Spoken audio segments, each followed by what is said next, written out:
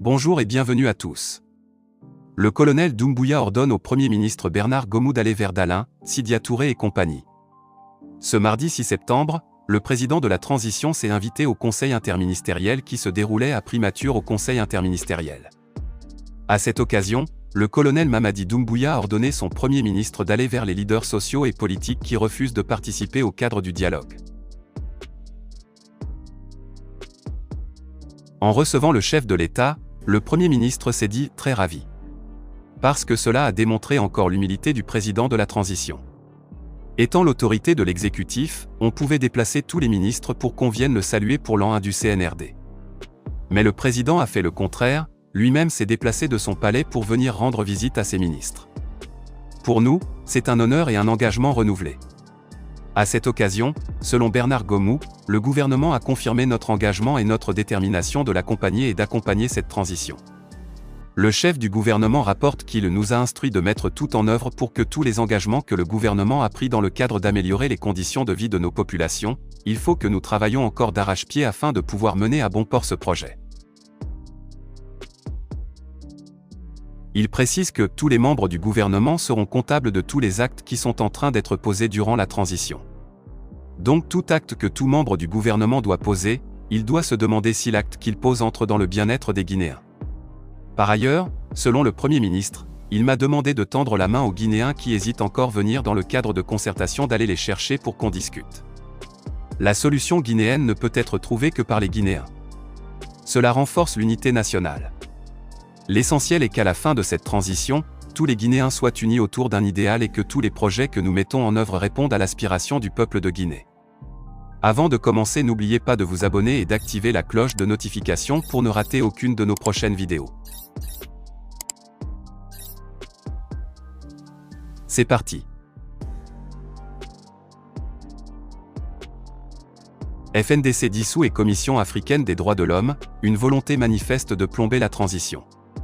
Après les manifestations interdites du tristement célèbre FNDC dissous, structure hors la loi, le nombre de pertes en vie humaine fluctue en fonction des chapelles politiques, UFDG, UFR et dans une moindre mesure RPG, et dont leur objectif vise à plomber la transition et les acquis engrangés par le CNRD depuis un an.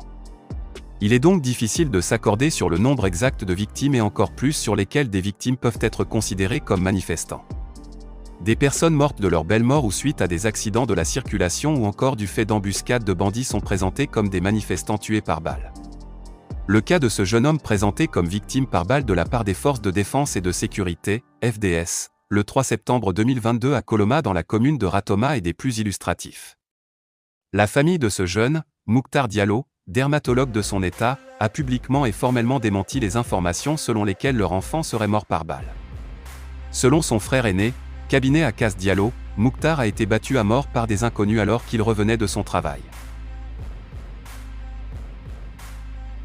Mon jeune frère quittait le travail et il a trouvé un attroupement de jeunes qui ont voulu lui retirer sa moto TVS et dès qu'il a refusé, on l'a battu à mort.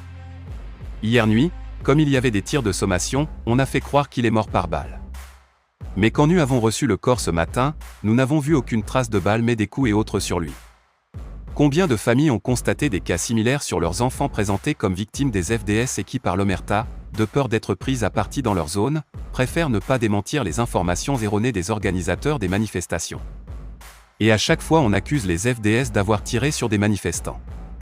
Comme des nécrophages, les acteurs politiques, évoluant cachés derrière le FNDC, unis pour l'œuvre se mettent dans une comptabilité macabre du nombre de leurs militants tombés au champ de bataille pour donner une mauvaise image de la transition aux yeux d'organisations de défense des droits de l'homme.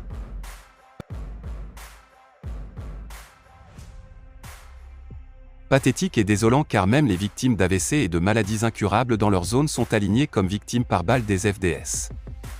Les membres de la défunte FNDC et leurs commanditaires se comportent en chefs de guerre dans cette guérilla urbaine. Et jusqu'ici, si morts par balle il y a eu, il se peut que celles-ci ne viennent pas d'où l'on croit car combien de caches d'armes ont été découvertes par la gendarmerie dans ces zones conflictuelles longtemps avant le début des manifestations? C'est pourquoi, il faut aller jusqu'au bout des enquêtes et éclaircir les cas de cette manifestantes sacrifiées. La conscience de leur leader en tout cas, s'ils en ont une, est aujourd'hui lourde du sang de ces enfants de Guinée, pour qui, disent-ils se battre pour la démocratie et le retour à un ordre constitutionnel dont eux seuls sont impatients d'y arriver. Aujourd'hui, le mensonge sur les victimes se généralise avec l'entrée en liste d'organisations qui se disent travailler pour la défense des droits humains. Sans aucune enquête sérieuse et sans prendre la moindre version des autorités, une certaine Commission africaine des droits de l'homme a publié un communiqué dans lequel elle parle de des violations des droits de l'homme, en particulier des violations de la liberté d'expression, d'association et de réunion pacifique, ainsi que du droit à la vie et à l'intégrité physique. Cette commission poursuit pour faire état d'usage excessif de la force par les forces de sécurité qui se traduit par une multitude d'arrestations, des blessés et plusieurs décès. Incroyable, l'on croirait lire un rapport du FNDC ou que nous ne vivrions pas en Guinée, nous, avec le loisir de constater et de vérifier tout ce qui s'y passe.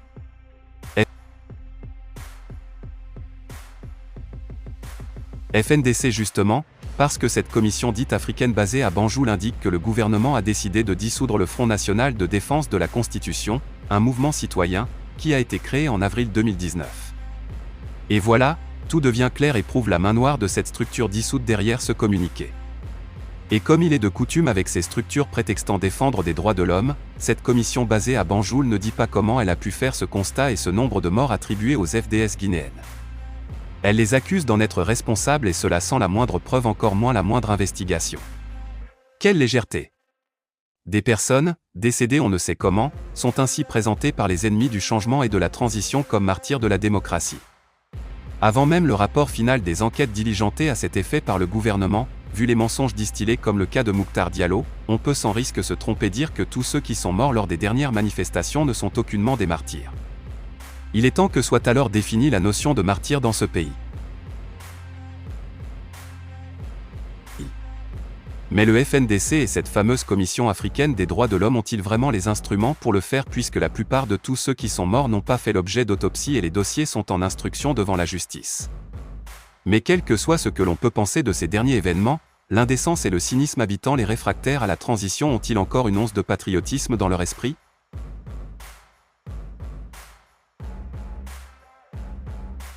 C'est dommage et scandaleux. Alors qu'un an après la prise de responsabilité du CNRD, les Guinéens dans leur large majorité ont pour souci la paix, l'amélioration de leurs conditions de vie, le chemin vers des élections transparentes et inclusives, il s'en trouve une petite poignée de Guinéens, impatients d'assouvir leur soif de pouvoir, qui vont dans la subversion pour faire tomber le régime du CNRD. Peine perdue, la volonté du colonel Mamadi Doumbouya est de conclure positivement cette transition afin de ne pas démériter des générations futures et laisser une trace indélébile dans l'histoire.